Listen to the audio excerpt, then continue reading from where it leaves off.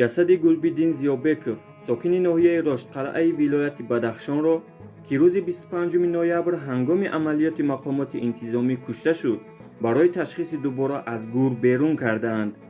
пайвандонаш ба Радиои Озодӣ нақл карданд, ки коршиносони суддӣ тиббӣ барояшон гуфтаанд, эҳтимол дар ҷасад 2 тир боқӣ мондааст ва онро барои санҷиш бояд берун оранд.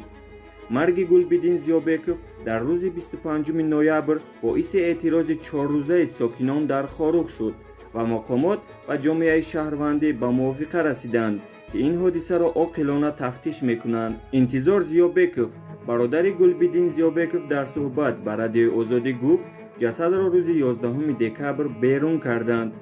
ӯ гуфт, ки ба хотири тафтиши одилонаи парванда ба берун кардани ҷасад ризоят доданд. Ба гуфтаи ӯ, дар ин ташхис маълум шудааст, ки як тир дар камари ӯ зада шудааст ва аз дилаш берун шудааст.